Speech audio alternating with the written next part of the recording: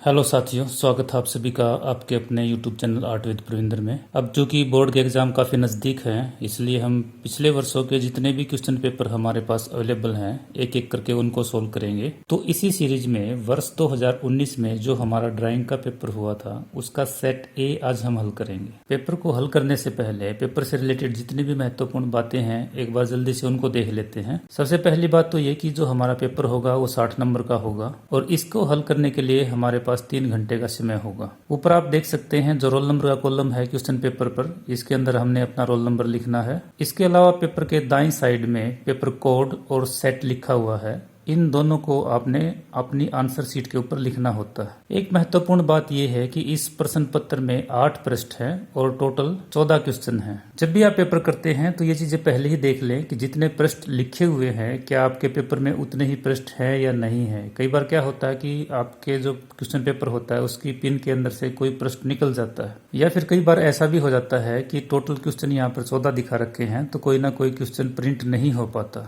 तो ये चीजें आप पहले ही देख लें, पहले चेक कर ले। बाद में अगर आप देखते हो और आपके प्रश्न पत्र में किसी भी प्रकार की कमी होती है तो उसको फिर नहीं सुना जाता, इसलिए स्टार्टिंग में ही देख ले और कमी है तो उसको अपना चेंज करा ले।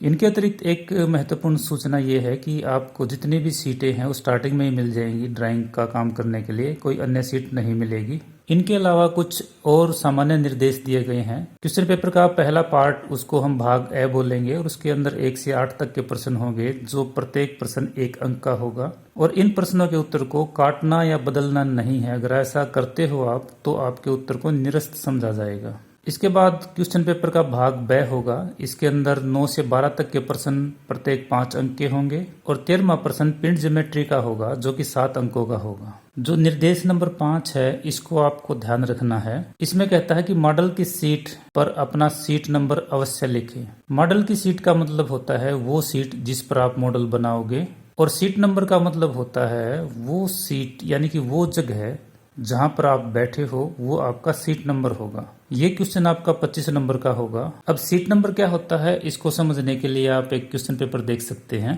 ये वो क्वेश्चन पेपर है जो एग्जाम में टीचर्स को मिलता है जिसके आधार पर सीटिंग प्लान बनाई जाती है। वर्ष 2019 के फाइनल एग्जाम में पुस्तक पर सेव आई थी और ये उसका सीटिंग प्लान है। इसके अंदर स्पष्ट रूप से बताया गया है कि जो बच्चा सीट नंबर 4 पर बैठेगा उसको पुस्तक का सामने का हिस्सा दिखाई देगा। जब सीटिंग प्लान बनाई जाती है तो एक ग्रुप के अंदर 13 बच्चे बैठते हैं, 7 बच्चे आगे होते हैं अगली पंक्ति में और 6 बच्चे पिछली पंक्ति में होते हैं। अब इन 13 की 13 सीटों पर अलग अलग बच्चों को बैठाया जाता है। आप जिस भी सीट पर बैठोगे, मान लेते हैं आप 2 नंबर सीट पर बैठते हो, तो आपकी जो मॉडल की सीट होगी जिस पर आप मॉडल बनाओगे उस पर आपने लिखना है सीट नंबर 2। चलिए अब क्वेश्चन हल करते हैं। सबसे पहला प्रश्न है 1 सेंटीमीटर कितने मिलीमीटर के बराबर होगा। बिल्कुल आसान प्रश्न है। इसको हल करने के लिए आप इस स्केल को देख सकते हैं। ये वो स्केल है जो हम आमतौर पर अपने काम के लिए यूज करते हैं। इसके अंदर हमने देखा है कि सेंटीमीटर की जब भी हम लाइन खींचते हैं तो यहां से लेकर यहां तक तो ये 1 सेंटीमीटर है। इस सेंटीमीटर के अंदर 10 छोटे छोटे और निशान होते हैं, ये एक्चुअल में मिलीमीटर के होते हैं। तो यहाँ पर आप स्पष्ट रूप से देख सकते हैं कि 1 सेंटीमीटर के अंदर 10 मिलीमीटर होते हैं। प्रश्न नंबर 2 है समकोण त्रिभुज का एक कोण 30 डिग्री का है तो दूसरा कोण कितने डिग्री का होगा। इसके लिए आप इस समकोण त्रिभुज को देख सकते हैं। समकोण त्रिभुज का एक कोण तो हमें पता है कि 90 डिग्री का होता है और दूसरा कोण हमें 30 डिग्री का दिया गया है। अब हमें यह भी पता है कि त्रिभुज के तीनों कोणों का योग 180 डिग्री होता है। अगर 180 डिग्री में से इन दोनों कोणों को घटा दें, 90 के कोण को और 30 के कोण को, तीसरा कोण हमारे पास आ जाएगा। तो तीसरा कोण हमारे पास आएगा 60 डिग्री का। तो इसका मतलब इस प्रश्न का उत्तर होगा 60 डिग्री। तीसरा प्रश्न है व्यास वृत्त को 2 बराबर भागों में बांटता है, प्रत्येक भाग को कहेंगे। इस प्रश्न का उत्तर मुझे लगता है कि आप सभी को पता होगा। प्रत्येक भाग अर्धवृत्त कहलाता है, परंतु हम कुछ और बातों को भी देख लेते हैं। इस चित्र को आप देख सकते हैं, इसके अंदर व्यास दिखा रखा है। व्यास हमेशा केंद्र से होकर गुजरता है, इस बात का ध्यान रखना हमें। व्यास की तरह ही कोई रेखाखंड अगर वृत्त के अंदर हो परंतु वो केंद्र से होकर नहीं गुजरता, कुछ इस तरह से हो, तो उस रेखाखंड को हम व्यास नहीं कहेंगे, वो रेखाखंड जीवा कहलाएगा। हालांकि जीवा भी वृत्त के 2 भाग करता है, परंतु जीवा द्वारा किए गए दोनों भाग समान नहीं होते। छोटा भाग लघु वृत्तखंड कहलाता है और बड़ा भाग दीर्घ वृत्तखंड कहलाता है। और यही जीवा जब केंद्र से होकर गुजरती है तो व्यास कहलाती है। प्रश्न नंबर 4 है चतुर्भुज ABCD में विकर्ण होंगे। विकर्णों के अंदर क्या होता है, किसी भी चतुर्भुज के आमने सामने के शीर्षों को जब मिलाया जाता है तो उनसे बना रेखाखंड विकर्ण कहलाता है। अब आप इस चतुर्भुज को देख सकते हैं, ये ABCD हमारे पास एक चतुर्भुज है। इसके अंदर A के सामने C है और B के सामने D है। अब अगर A को C से मिला दें तो ये जो रेखाखंड हमारे सामने आएगा ये इस चतुर्भुज का एक विकर्ण होगा। इसी प्रकार यदि हम D और B को मिला दें तो ये दूसरा रेखाखंड आएगा, ये भी इस चतुर्भुज का विकर्ण कहलाएगा। इसका मतलब इस चतुर्भुज में दो विकर्ण है, एक का नाम AC है और दूसरे का नाम BD है। तो इस प्रश्न का उत्तर होगा AC व BD। प्रश्न नंबर 5 है, एक नियमित पंचभुज का बाह्य कोण होता है। नियमित पंचभुज का मतलब होता है समपंचभुज, यानी कि एक ऐसी पंचभुज जिसकी पांचों भुजाएं समान हो, उसको हम नियमित पंचभुज कहते हैं। यहाँ पर हमें बाह्य कोण निकालना है, एक बाह्य कोण निकालना है। तो जिस बहुभुज की सभी भुजाएं समान है तो उस बहुभुज के सभी कोण भी समान होंगे।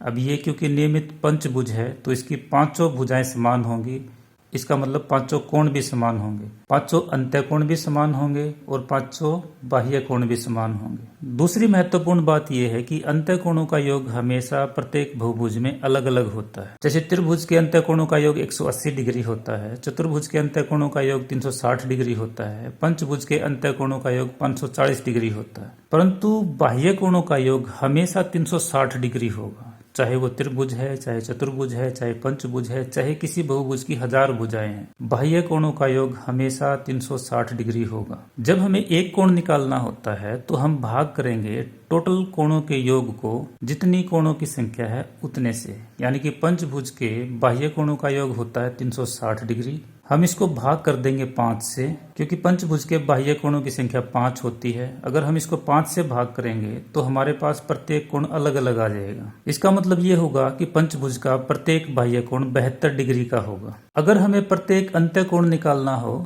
तो भी हम यहाँ से निकाल सकते हैं। इसके लिए आप इस चित्र को देखिए। अगर हम AB रेखाखंड को बाहर की तरफ बढ़ा दें तो इस प्रकार से हमारे पास एक बाह्य कोण आ जाएगा।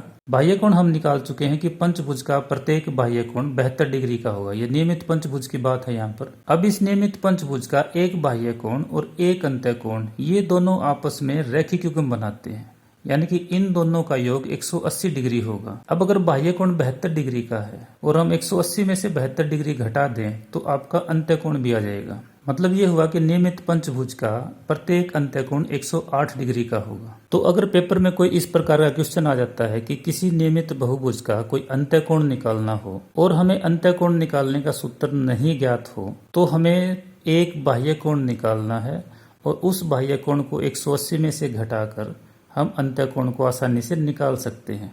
और बाह्य कोण निकालना बिल्कुल आसान है।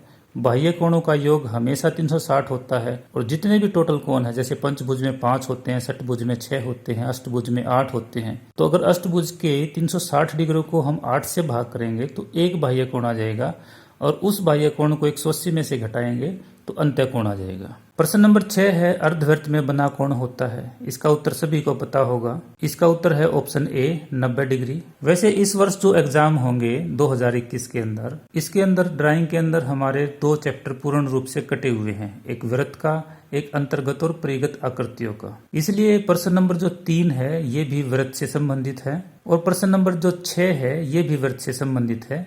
ये प्रश्न इस वर्ष एग्जाम में नहीं आएंगे।